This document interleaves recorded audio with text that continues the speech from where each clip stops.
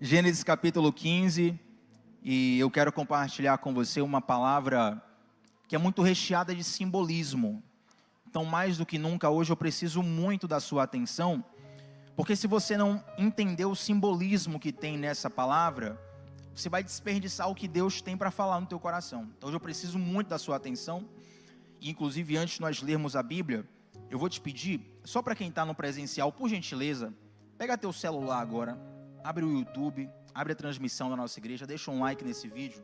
Seu like ajuda muito. Você que está assistindo online, clica no like. Você que está aqui, pega teu celular rapidinho, faz isso. Isso vai ajudar demais para que essa mensagem chegue para mais pessoas. Amém? Betão, joga só um pouquinho mais de retorno aqui. Está uma delícia o som, mas só para não gritar. Todo mundo achou aí? Gênesis 15? Nós vamos ler aqui o início do capítulo e depois uma parte do final. Essa história toda, ela é a narrativa do capítulo inteiro, como o capítulo tem 21 versículos. Para não ser uma leitura cansativa, eu vou ler um trechinho do início e um trechinho do final. Diz assim, Gênesis 15, versículo 1. Depois dessas coisas, veio a palavra do Senhor a Abrão, numa visão, dizendo, não temas, Abrão, eu sou o teu escudo, o teu galardão será muito grande. E então disse Abrão, ó Senhor Deus, o que me darás, se continuo sem filhos e o herdeiro da minha casa é o Damasceno Eliezer? E disse mais Abrão, a mim não me tens dado filhos, de modo que um nascido na minha casa será o meu herdeiro. Verso 4, ao que lhe veio a palavra do Senhor, dizendo, este homem não será o teu herdeiro, mas aquele que das tuas entranhas sair, será o teu herdeiro. Até aqui, vamos agora para o final do capítulo, eu quero ler com vocês o versículo 17.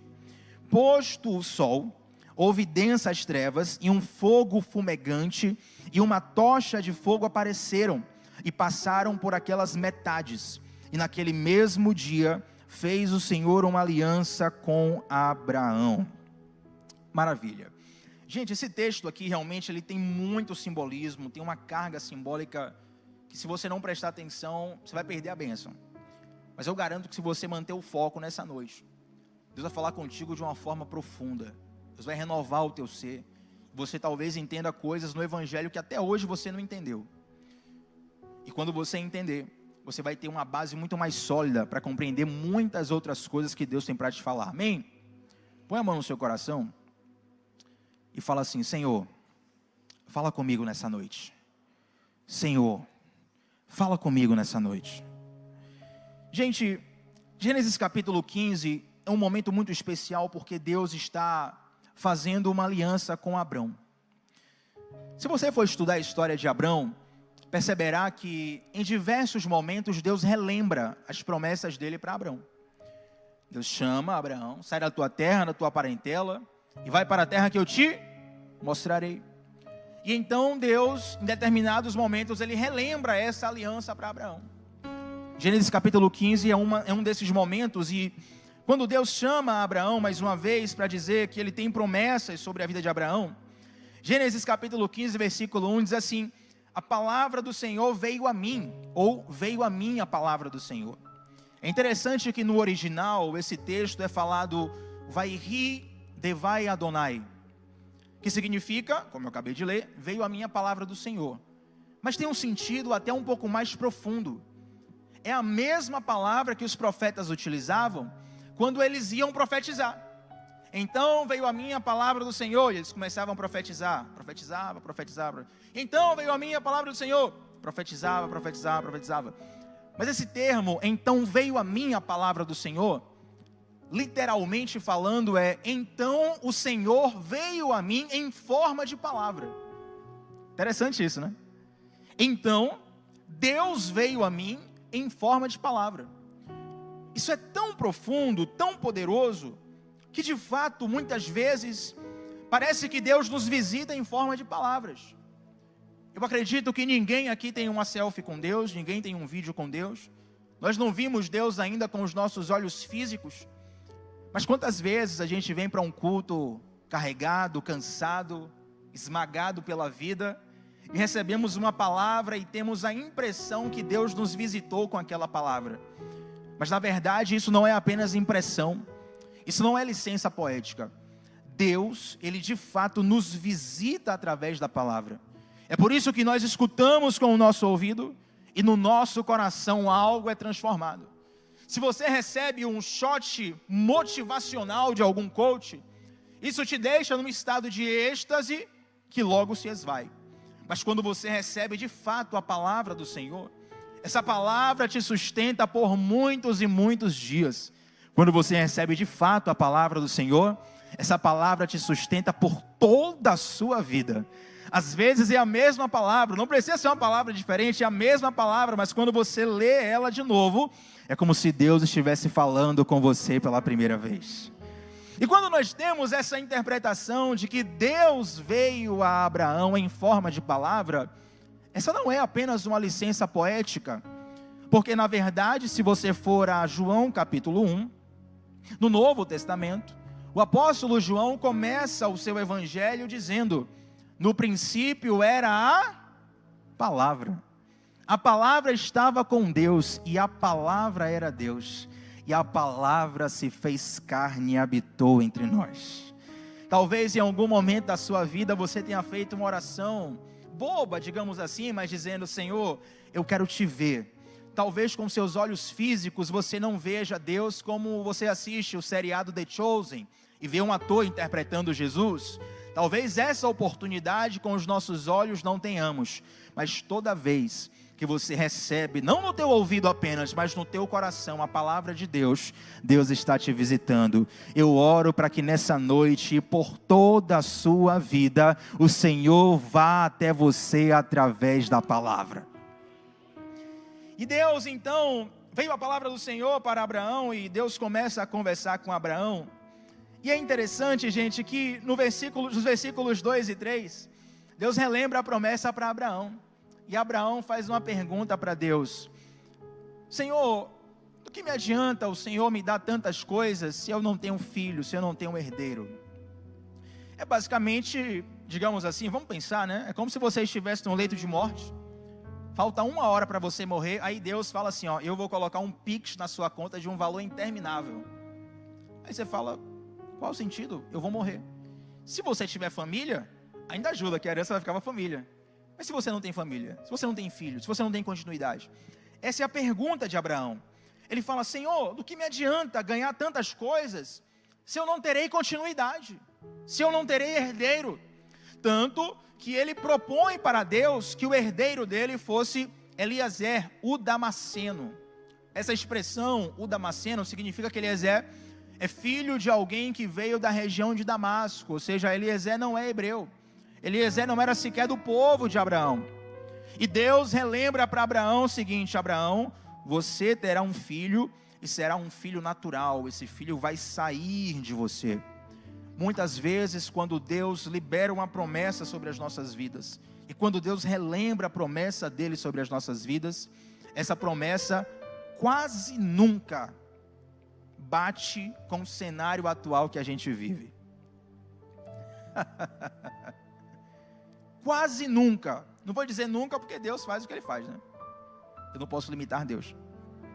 Mas se você já recebeu uma promessa de Deus que se cumpriu, você vai perceber que quando você recebeu aquela promessa, o cenário da tua vida não estava pronto para receber aquela palavra. Não fazia sentido nenhum. Tanto que às vezes você recebe uma promessa, uma profecia, ou vê algo na palavra e nem bota muita fé. Mas acredite, a palavra de Deus nunca é refém das circunstâncias. Na verdade, a palavra de Deus, ela transforma as circunstâncias. Então, todas as vezes que você receber uma palavra de Deus, não tente medir essa palavra com o cenário que você vive, pelo contrário, abrace essa palavra e através dessa palavra, o cenário que você vive vai ser transformado. Amém? Agora é interessante que Abraão faz algumas perguntas para Deus, e muitas vezes nós achamos que o contrário da fé são as dúvidas, mas na verdade o contrário da fé é a incredulidade. O que é fé? É crer. O que é incredulidade? É não crer. A dúvida faz parte da fé. A dúvida é saudável, e para você ter fé, você precisa ter dúvida. Agora é o seguinte, uma coisa é ter dúvidas, outra coisa é duvidar.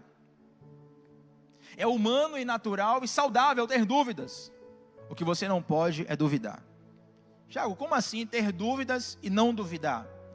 Vamos supor que Deus me faça uma promessa muito distante da minha realidade. Eu tenho dúvidas. Ó, irmãos, eu recebi uma promessa que vai acontecer isso e isso na minha vida. Como, Tiago? Não sei. Tenho dúvidas. Não sei se vai ser numa quarta-feira, numa sexta-feira. Não sei se vai ser no Brasil, se vai ser fora do Brasil. Não sei se vai ser de dia, se vai ser de noite. Eu tenho dúvidas. Mas você duvida? Eu não duvido. É natural, é inclusive saudável para a sua fé que você tenha dúvidas. O que você não pode é duvidar. Quantos cristãos estão carregados de dúvidas e olham para as suas dúvidas como uma condenação, pensando assim, eu não deveria ter essas dúvidas. Abraão teve dúvidas. É saudável perguntar coisas para Deus. Se isso fosse algo horrível, algo errado, algo a ser condenável, o que dizer então de Jesus? Na cruz do Calvário, recitando o Salmo 22, versículo 1, quando ele diz, Deus meu, por que me desamparaste? Se Jesus foi capaz de perguntar coisas ao Pai, por que que você não deleita as suas dúvidas diante de Jesus? Por que que você não deleita as suas dúvidas diante de Deus? E talvez, muitas pessoas se achem menos cristãs, menos santas, menos próximas de Deus, por colocarem suas dúvidas diante de Deus. Mas acredite, ninguém guarda as suas dúvidas para si mesmo. Quando você não coloca as suas dúvidas diante de Deus, invariavelmente você vai começar a colocar as suas dúvidas diante de um monte de coisas, que não vão trazer respostas satisfatórias para você. Tem gente que não pergunta para Deus, mas pergunta para o horóscopo. Olha aí. Tem gente que não pergunta para Deus, mas pergunta para uma série de outros artifícios e artífices, sei lá, alguma coisa assim, choremicantas, uma série de coisas que não tem nada a ver com Deus. Eu estava assistindo um podcast essa semana, eu esqueci agora o nome do pastor, é um pastor que atua na Inglaterra, um podcast no Desescope. Eu me esqueci o nome dele porque ele não é tão famoso assim. Mas é interessante como ele estava falando do cenário do evangelho na Europa, e em particular na Inglaterra. Vou dar só um pouquinho mais de retorno para mim, Beto, por gentileza. E ele falando que muitas pessoas no Brasil acham que o que está crescendo na Europa é o ateísmo. Mas não. O ateísmo não está crescendo na Europa. O que está crescendo na Europa é uma série de credos pagãos. Por quê? Querido, todo ser humano tem uma sede de espiritualidade. E quando ele não se sacia na água correta, ele vai buscar outras águas para tentar saciar o seu coração. E quando você observa, até mesmo o Brasil, o nosso cenário, um país cristão, um país mais conectado com, culturalmente, a palavra de Deus, com a figura de Jesus, com a figura de Deus, você vê que cada vez mais pessoas adotam práticas de espiritualidade, mas que não tem nada a ver com Deus. O que é isso? É o homem tentando saciar a sua sede de Deus com outras coisas. Vou fazer uma pergunta para você. Água do mar é água, sim ou não? Fala mais alto para acordar. Água do mar é água, sim ou não? Mas se você estiver com sede, você vai tomar água do mar, vai matar a sua sede? Na verdade, vai aumentar a sua sede. E se você continuar tomando aquela água, você vai morrer. Porque nem toda água foi feita para saciar a sua sede. O mundo está cheio de recipientes que são água e que parecem atrativos, mas só Jesus tem a água da vida que sacia a nossa sede. E é interessante que a partir da pergunta de Abraão, que Deus faz algo bastante pedagógico com Abraão. E eu preciso que você abrace essa palavra nessa noite. Quando Abraão pergunta, Senhor, como que essa promessa vai se cumprir? Porque eu não tenho filhos, só o meu servo Eliezer está aqui, ele vai ser o meu herdeiro. Não estou entendendo, como assim eu serei pai de multidões? E aí Deus fala o seguinte, Abraão, sai da tua tenda, olha para o céu e tenta contar as estrelas. Você precisa entender isso aqui de um modo especial. Uma tenda de um beduíno era feita com pele de lã de cabra. Lã de cabra. E esse pano, eu vou pegar o pano de prato de casa para você entender. Quem tem pano de prato em casa, sabe que se você tentar segurar a água com aquele pano, a água vai vazar. Aquele pano é cheio de buraquinhos, correto? Aquilo é muito parecido com a forma como a tenda era feita naquele tempo e ainda nos dias de hoje. Os beduínos de hoje, eles ainda fazem tenda da mesma forma que antes. Até abrir um parênteses aqui de curiosidade, de que talvez você olhe assim, poxa, um mundo tão moderno, tanta tecnologia, eles ainda moram em tendas no meio do deserto. E na verdade os beduínos perguntam para os ocidentais, como é que você tem coragem de dormir num quarto com uma parede, um teto de cimento em cima de você? Tiago, novo medo destravado. Então para eles faz muito mais sentido estar debaixo de uma tenda. E cada cultura é uma cultura. Abraão estava nessa cultura, assim ele aprendeu. E essa tenda, na verdade, tinha uma certa tecnologia muito interessante, porque ela era refrescante. Afinal de contas, quando passava um vento no deserto, o vento entrava por essas frechas, esses buracos do pano, por assim dizer, e refrescava, fazia como se fosse um ar-condicionado natural no meio do deserto. E Tiago, quando chovia? Bom, quando chovia, a água em contato com aquele material fazia o material inchar. E o inchaço desse material fechava os buracos, tornando essa tenda impermeável. Então, na verdade, é uma tecnologia muito inteligente, muito interessante, tanto para aquele tempo, quanto para os dias de hoje. Só que essa tenda feita com lã de cabra, era muito interessante porque ela se parecia com o céu. O tecido normalmente era um tecido escuro, e quando você se deitava de rosto para cima e olhava para a tenda, os buraquinhos da tenda faziam parecer pequenas estrelas no céu. Detalhe, Abraão está conversando com Deus dentro dessa tenda. Eu quero que você imagine agora, Abraão está deitado, olhando para cima na tenda, e ele está vendo, entre aspas, um céu. Isso é muito interessante porque até Isaías, no capítulo 40, ele fala algo parecido com isso no versículo 22, diz assim: o Senhor estende os céus como um forro, e os arma como uma tenda para neles habitar. Para um beduíno do deserto, e para Abraão, o céu é como se fosse uma tenda de Deus, porque a tenda dos homens parece um céu com estrelinhas, e o céu de Deus é de fato um céu com estrelas. Então, quando Deus vai falar com Abraão, ele chama Abraão de dentro da tenda para fora. E ele chama Abraão para olhar para um céu de verdade. Deixa eu te dizer uma coisa. A tenda, ela serve para proteger. Proteger do frio, proteger do calor, proteger de animais, proteger de inimigos. Mas você já reparou que os nossos medos, normalmente, eles começam com a tentativa de proteção? O medo, inicialmente, ele está aí para te proteger. O medo não é seu inimigo. Porém, muitas vezes, nós, para acomodarmos os nossos medos, abrimos mão dos nossos sonhos e travamos muitas coisas da nossa vida, porque damos ao medo um lugar de senhorio. E o medo que estava aqui para nos proteger passa a nos travar. Alguém que foi ferido num relacionamento anterior, de repente tem medo de se relacionar novamente, porque esse medo é uma proteção, esse medo é uma forma da pessoa dizer: eu não posso me machucar novamente. Uma pessoa que tem medo de quebrar na vida, normalmente ela não dá passos de fé, e aquele medo que outrora era para proteger essa pessoa, agora impede dela crescer.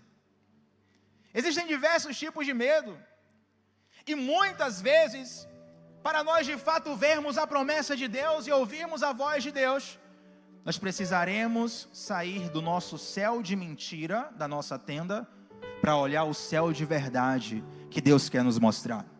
Quando Deus fala com Abraão: Abraão, sai da tua tenda, sai desse céu de mentira e olha para o céu de verdade, Deus está dizendo: Abraão, sai dessa tua forma limitada de pensar, sai dessa tua forma limitada de enxergar, sai dessa tua forma limitada de planejar e vem ver aquilo que eu estou preparando para você. E Deus fala para Abraão: você consegue contar as estrelas do céu? Essa pergunta é retórica, é claro que ninguém consegue contar as estrelas do céu. Ninguém teria tempo de vida para isso. O que Deus está falando para Abraão é o seguinte: Abraão, o que eu tenho para você, você não consegue nem ter noção na sua mente agora.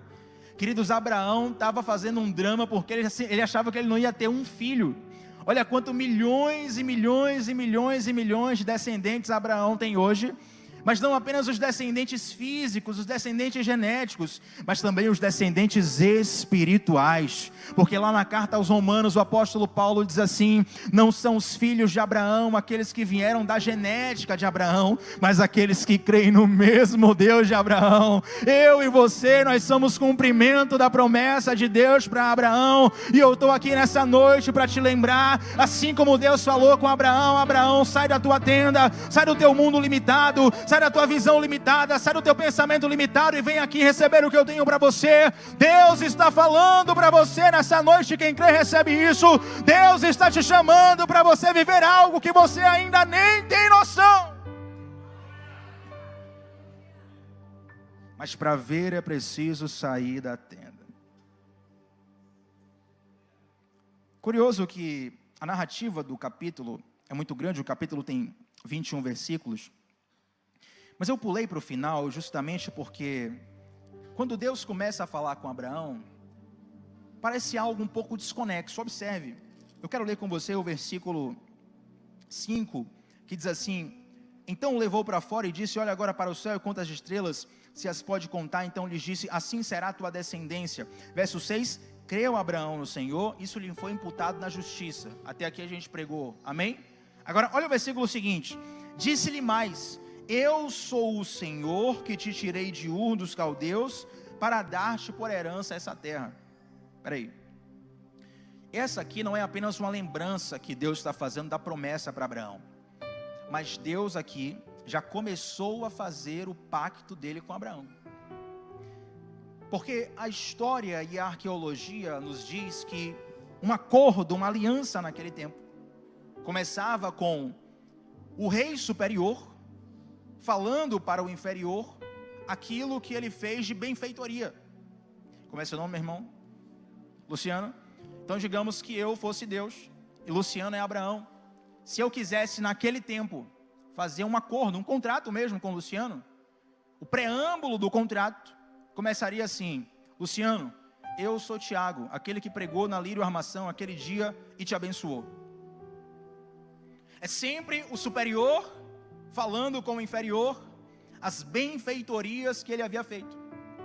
E Deus começa a lembrar a Abraão essas coisas, e é muito lindo, porque quando nós estamos nos nossos piores dias, quando não temos apenas dúvidas, mas começamos a duvidar, quando a força saiu do coração e do espírito, Deus vem lembrar tudo o que Ele já fez nas nossas vidas. Aí vem aquele pensamento de um livramento que Deus te deu, vem aquela lembrança de uma coincidência, que eu chamo de Jesuicidência, no teu coração. Aí você acha que é um pensamento solto, mas na verdade é o Espírito Santo te lembrando que Ele ainda tem uma aliança com você. É o Espírito Santo te lembrando que Ele ainda tem um plano na sua vida. E Deus começa a falar com Abraão, e Ele diz assim: ó Senhor Deus, como hei de herdar a terra, versículo 8, e no versículo 9 Deus fala: toma-me uma novilha de 3 anos, uma cabra de 3 anos, um carneiro de 3 anos, uma rolinha e um pombinho. Deus pediu para Abraão pegar esses animais. Eu preciso que você repita isso aqui só com pedagogia. Qual o verbo que tem aqui? Toma. 1, 2, 3. Verbo tomar. No versículo seguinte, a Bíblia vai dizer assim, versículo 10. E Abraão trouxe-lhe todos esses animais e partiu-os pelo meio. O que foi que Deus pediu para Abraão? Tomar, pegar. Abraão não só tomou e partiu no meio. Parece que o texto deu um pulo, ou que Abraão fez algo que Deus não tinha mandado. Mas na verdade, Abraão, conhecedor das práticas da época, sabendo que Deus ia fazer um acordo com ele, ele começou a fazer os trâmites ali do contrato. E nos contratos da época havia uma forma muito peculiar de uma aliança ser feita. E como era essa aliança? Esses 2 reis, ou 2 parceiros, pegavam esses animais, e eles partiam ao meio os animais, colocavam cada metade em uma ponta. E quando eles colocavam cada metade em uma ponta, vinha um de lá e outro de cá, e se encontravam no meio. Às vezes eles até tocavam no animal morto. E quando se encontravam no meio, os dois declaravam: assim seja feito comigo, se eu quebrar essa aliança. Era de fato um pacto. E se você for estudar a origem da palavra pacto, significa cortar. Inclusive em Gênesis capítulo 15, versículo 18, vai estar escrito assim: naquele mesmo dia fez o Senhor uma aliança com Abrão. Se você for ler no original, vai estar escrito: naquele mesmo dia o Senhor cortou um pacto com Abraão. Pactuar é cortar, justamente por causa dessa prática. Então Abraão pega esses animais, coloca na posição de fazer um contrato com Deus, de fazer uma aliança com Deus. Mas a Bíblia fala que Deus se demora. E algumas aves de rapina começam a tentar comer aquela carniça, por assim dizer. Irmão, tem animal morto. Começa a chegar urubu, começa a chegar um monte de ave de rapina querer comer aqueles animais. E Abraão passa o dia enxotando aqueles animais e Deus não apareceu. E quantas vezes parece que Deus se demora na nossa vida? Quantas vezes parece que Deus perdeu a hora? Quantas vezes parece que Deus está em outro fuso horário? A ponto de que chega um momento que Abraão fica tão cansado que ele desfalece, ele entra num sono profundo. É interessante como muitas vezes Deus deixa a gente gastar toda a nossa energia, todo o nosso empenho, todo o nosso espantar aves. Não, estou aqui guardando o que Deus me deu, estou fazendo isso, estou fazendo aquilo, estou fazendo aquilo outro. Chega a hora que você não aguenta, descansa. Mas é no descanso que Deus trabalha. Eu vou repetir porque talvez você não entendeu, mas você precisa abraçar essa palavra hoje. É no descanso que Deus trabalha. Quando Adão estava no jardim do Éden, carente de uma companheira, a Bíblia fala que ele cai num sono profundo, ele cai num descanso, e do descanso de Adão surge a sua companheira, ossos dos ossos dele, carne da carne dele. Quando Abraão, cansado, descansa e cai num sono profundo, Deus aparece. Quando Jesus descansou numa sexta-feira, o maior presente da humanidade foi entregue. É quando você descansa que Deus aparece. A Bíblia fala que trevas apavorantes vêm sobre aquele lugar. E Abraão, ele é surpreendido, digamos assim, por Deus. É interessante que o final do capítulo fala que Deus apareceu em forma de tocha, em forma de fogo. E se nós fôssemos esmiuçar aqui a arqueologia, a história da época, nós veríamos vários documentos que mostram que o rei mais poderoso, ao fazer a aliança, ele vinha também com uma tocha, inclusive queimava aqueles animais, porque ele está colocando a sua palavra, a sua vida em jogo de um modo mais profundo, por assim dizer. Abraão adormece, a Bíblia diz que Deus vem como tocha, e lembra do que eu falei para vocês? Qual é o certo? Deus vem de lá, Abraão vem de cá, os dois passam e fazem uma aliança, certo? Toda sociedade tem os seus rituais. Hoje, para você fazer um contrato com alguém, você tem que ir num cartório, tem que reconhecer firma. Quando você casa com alguém, a lei não manda você utilizar um anel, mas a nossa cultura, você utiliza um anel que representa a sua aliança. Se você for, por exemplo, para uma tribo indígena dos nativos dos Estados Unidos, para você fazer uma aliança com o cacique deles, você teria que fumar o cachimbo da paz, do pastor e pregador Gabriel Pensador, né? É a cultura de cada país, de cada momento, de cada lugar. E a cultura daquela época era justamente essa, esse ritual bizarro de você matar animais, partir no meio, colocar um de um lado, outro do outro, e os dois passarem e se encontrarem no meio. Só que Abrão dormiu. Deus chega, e ao invés de Deus acordar Abraão, falar: Abraão, acorda, chegou a hora da gente passar no meio aqui, ó. Deus, ele passa sozinho. Isso é muito forte. Porque o passar sozinho é a cláusula penal do contrato. Então, digamos que eu faço um contrato com o Luciano. E vamos dizer assim: Luciano, se eu quebrar o contrato, eu vou te pagar 5 mil reais. Se você quebrar o contrato, você me paga 5 mil reais. Um acordo bacana, amém? Tá legal? Agora, olha que loucura. Se eu falar assim: ó, Luciano, vamos fazer um negócio bom? Se eu quebrar o contrato, você me paga 5 mil reais. Aí, pessoal, peraí. Como assim, Thiago? Eu quebro o contrato e o Luciano paga. Alguém assinaria um contrato desse aqui, gente? Ninguém. Quando Deus passa sozinho pelo meio, Ele está se colocando como a garantia daquele contrato. Porque Deus sabia que Abraão quebraria o contrato. Abraão quebrou o contrato, Isaac quebrou o contrato, Jacó quebrou o contrato, eu quebrei o contrato, você quebrou o contrato, nós quebramos o contrato, mas Ele se coloca com uma garantia.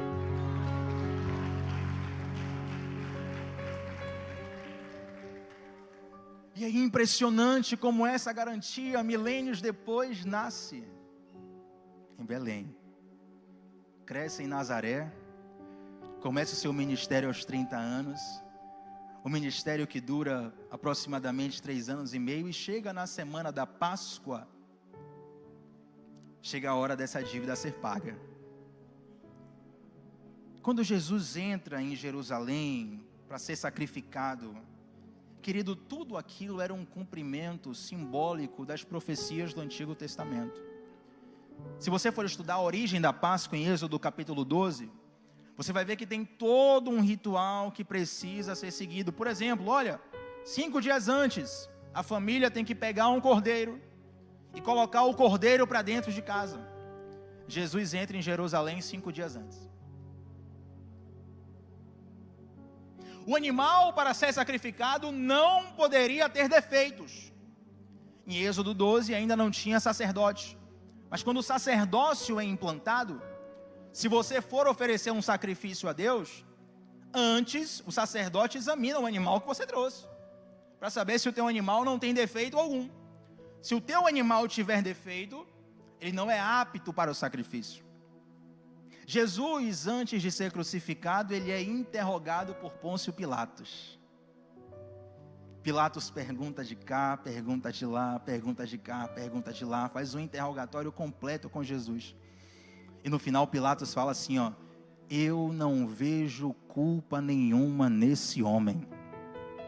Pilatos, sem saber, ele estava cumprindo o exame sacerdotal do cordeiro.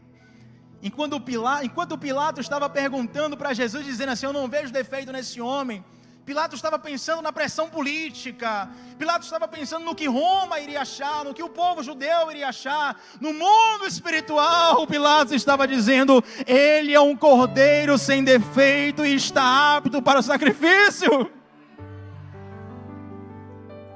Quando Jesus é sacrificado, naquele mesmo momento estava havendo um sacrifício no templo de Jerusalém. Mas algo diferente aconteceu. Porque o templo de Deus em Jerusalém era dividido basicamente em 3 partes. Eu acredito que muita gente já ouviu isso aqui, mas para quem não ouviu, tinham 3 partes do templo. A parte do átrio, que era uma espécie de pátio, onde as pessoas em comum ficavam. Tinha a parte do santo lugar, que era um lugar exclusivo para os sacerdotes, aí não era qualquer pessoa que podia entrar. E tinha o lugar santíssimo, o santo dos santos. Tem até aquela música, né? No santo dos santos, a fumaça me esconde. Esse santo dos santos, gente, era um lugar onde apenas uma pessoa, o sumo sacerdote, entrava uma vez no ano e corria a risco dele morrer lá, se ele não tivesse com a vida direita no altar. Então era um lugar completamente inacessível. E no Santo dos Santos havia a arca, que era o símbolo da presença de Deus. E dentro da arca haviam 3 coisas: as tábuas com os 10 mandamentos, a vara florescida de Arão e um exemplar do maná, que foi descido, derramado por Deus no deserto. Agora, embora esses 3 símbolos sejam símbolos que nós celebramos, porque são símbolos de milagres de Deus, de coisas que Deus fez, eram símbolos que na verdade despertavam a ira de Deus. O maná estava lá como uma forma de lembrar a murmuração que o povo teve no deserto, quando eles falavam assim: nós já estamos cansados desse pão desprezível. A vara florescida de Arão também tem a ver com a ira de Deus, porque é um momento onde as pessoas duvidam da autoridade de Deus sobre Arão, e Deus tem que florescer a vara de Arão. As tábuas dos mandamentos são as leis que o homem quebrou. Inclusive, quando Moisés desceu a primeira vez do monte, ele mesmo quebrou aquelas pedras. Mas aquelas coisas ficam ali tampadas. E a tampa da arca se chama tampa do propiciatório. O que é propiciação? É um tipo de sacrifício específico que você faz para aplacar a ira de um Deus. Você cometeu um erro, Deus vai te punir, você oferece um sacrifício pela propiciação. A Bíblia diz que Jesus é a propiciação pelos nossos pecados. Quando o cordeiro era morto, e aqui eu já estou quase encerrando, mas quem está gostando, diga amém. Glória a Deus. Quem vai até meia-noite aqui? Vamos meter o louco hoje, até meia-noite? Rapaz, a galera não aprende, Ian. A galera não aprende, o pessoal mente mesmo. Rapaz, vamos lá. Quando o cordeiro era sacrificado, o sacerdote pegava o sangue do animal morto e ele aspergia 7 vezes sobre a tampa da arca, a tampa do propiciatório. Pegava os dedos, 1, 2, 3, 4, 5, 6, 7. Salpicava a tampa de sangue. Por quê? Porque simbolicamente, você precisa entender isso, Deus não vê além do sangue. Claro que Deus vê tudo, irmão. Isso aqui é uma forma de você atribuir uma característica humana a Deus. Onde o sangue passa, o pecado é apagado. Então aqueles 3 elementos que lembravam a Deus a ira dele, quando o sangue é colocado sobre a tampa da arca, Deus olha para o sangue e não vê nada além do sangue de Jesus. Então quando o povo de Deus estava no Egito, e o anjo da morte ia passar, Deus dá a orientação para Moisés: Moisés, fala para o povo colocar o sangue sobre a porta, porque onde tiver o sangue na porta, o anjo não vai entrar e não vai matar ninguém. Porque onde tem o sangue não tem mais culpa, onde tem o sangue não tem mais dívida, onde tem o sangue tem perdão, tem salvação, tem livramento, traz da morte para a vida. Agora o cordeiro está sendo sacrificado, a dívida está sendo paga, e quando Jesus morre na cruz, o sumo sacerdote está oferecendo um sacrifício no templo na hora, mas quando ele está no Santo dos Santos, um lugar inacessível aos homens, onde ele entra apenas uma vez por ano com medo de morrer, a Bíblia fala que a cortina do Santo dos Santos se rasga. Sabe por que isso? Porque para o povo hebreu, o povo judeu, quando um pai perde um filho, ele rasga a sua roupa. Quando um pai vê a morte do filho, porque o natural são os filhos enterrarem os pais. Infelizmente acontece dos pais enterrarem os filhos. Lamentamos por isso. E na cultura judaica, quando um pai perde o filho, ele rasga uma parte da roupa. Quando Jesus é morto, o véu do templo é rasgado de cima a baixo. Queridos, quando o pessoal do templo vê aquilo, eles devem ter pensado: socorro, nós vamos morrer. Porque se eu já morro entrando no Santo dos Santos em pecado, e agora que a cortina se abriu, e agora que a cortina se rasgou? A punição era devida, a destruição era devida, mas havia um sangue que estava sendo derramado, e nada além do sangue de Jesus permanece de pé. Então todo pecado, então toda dívida, então toda quebra contratual que o homem fez naquele momento está coberto pelo sangue de Jesus. O sangue que cura toda ferida, o sangue que muda o teu destino do inferno para o céu, o sangue que transforma a tua mentalidade, o sangue que transforma o teu coração, o sangue que faz coisas que você não consegue fazer, que um político poderoso não consegue fazer, que um time de futebol não consegue fazer, que uma ideologia desse mundo não consegue fazer. O sangue de Jesus.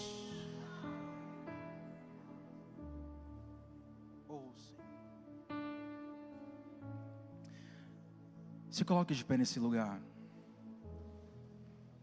Oh, santo, santo, santo, santo é o Senhor. Tem aquela, né?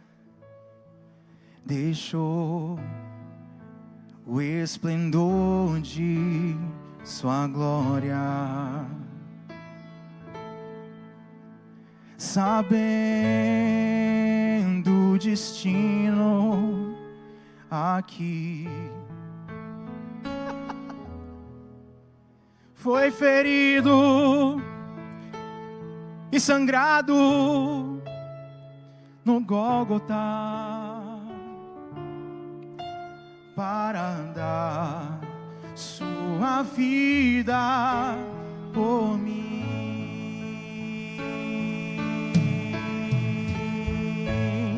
Se isso não for amor, aleluia! O oceano secou.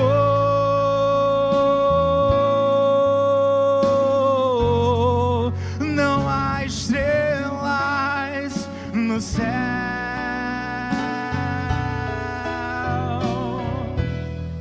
as andorinhas não voam mais. Se isso não for amor, o céu não é real.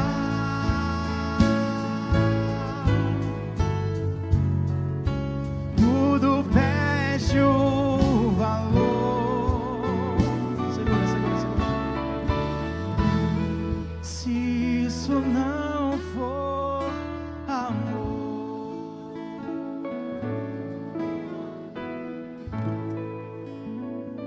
Tem gente que está esperando uma resposta do contatinho no WhatsApp, irmão. Tiago, eu estou aqui orando e jejuando para fulano me desbloquear, para ver se eu consigo falar ainda, ver se tem chance. Tem gente com a expectativa até um pouco mais evoluída. Estou esperando uma resposta de uma entrevista de emprego, Tiago. Tiago, eu estou esperando alguma coisa assim, assado. Querido, tudo o que você precisa, você já recebeu. Não há amor maior do que esse. Um amor tão profundo, um amor tão intenso, um amor tão poderoso, capaz de te fazer cansar e dormir, para que você não se comprometa com algo que você não pode sustentar. Porque Ele diz: quando você cair, eu te levanto. Quando você falhar, eu te conserto. Quando você se perder, eu te salvo.